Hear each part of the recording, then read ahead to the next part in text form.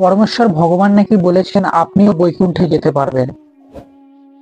বৈকুণ্ঠে যাওয়ার যোগ্যতা কি লাগে, বা আপনিও চাইলে বৈকুণ্ঠে যেতে পারবেন, পরমেশ্বর ভগবান নাকি বলেছেন।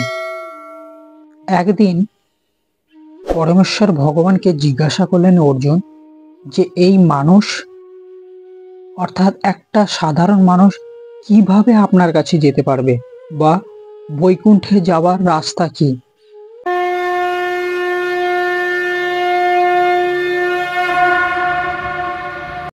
তখন পরমেশ্বর ভগবান বললেন, মানুষ তার নিজের অজ্ঞানতার জন্য নিজেই বুঝে উঠতে পারে না যে এই জড় জগৎ অর্থাৎ এই পৃথিবী সবসময় দুঃখ ও দুর্দশায় পরিপূর্ণ, যেখানে প্রতিটি পদে পদে বিপদ। এই অজ্ঞানতার বশে অল্পবুদ্ধি মানুষেরা বুঝে উঠতে পারেন না যে এই সমস্ত কর্ম, যেমন মদ মাংস আনন্দ ফুর্তি, এই সব কিছু তাদেরকে সুখী করতে পারে না। তারা জানে না যে এই জীবনে তারা এই জগতে কোনো দেহই ক্লেশমুক্ত জীবন প্রদান করতে পারেন না। জন্ম মৃত্যু এই জগতেই সর্বত্রই বর্তমান,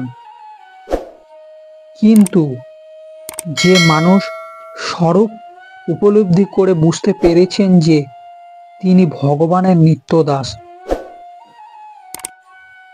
এবং এইভাবে ভগবানের ভগবত্তা সম্বন্ধে উপলব্ধি করেছেন, তিনি তার সেবায় নিজেকে নিয়োজিত করে তার ফলে তিনি বৈকুণ্ঠ লোকে উত্তীর্ণ হবার যোগ্যতা অর্জন করেন।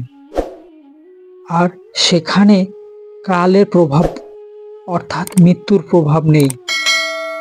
মানে যে ভগবানের সেবায় নিজেকে নিয়োজিত করেছেন এবং ভগবত সেবা করেন, সেই ব্যক্তি বৈকুণ্ঠে যাওয়ার জন্য যোগ্যতা অর্জন করেন এবং সেই ব্যক্তির নাকি এই জন্ম যে মৃত্যুর কালচক্র আছে, সেই কালচক্র থেকে ভগবান তাকে বার করে নিয়ে আসে।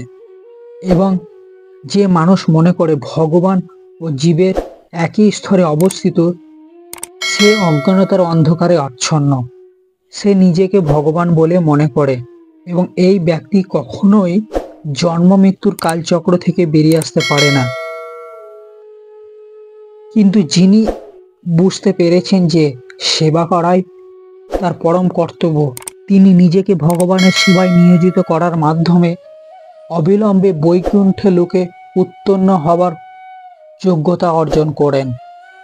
ভগবানের জন্য সেবা করাই হচ্ছে কর্মযোগ বা বুদ্ধিযোগ, অথবা সাধারণভাবে বলা যায় ভক্তিযোগ।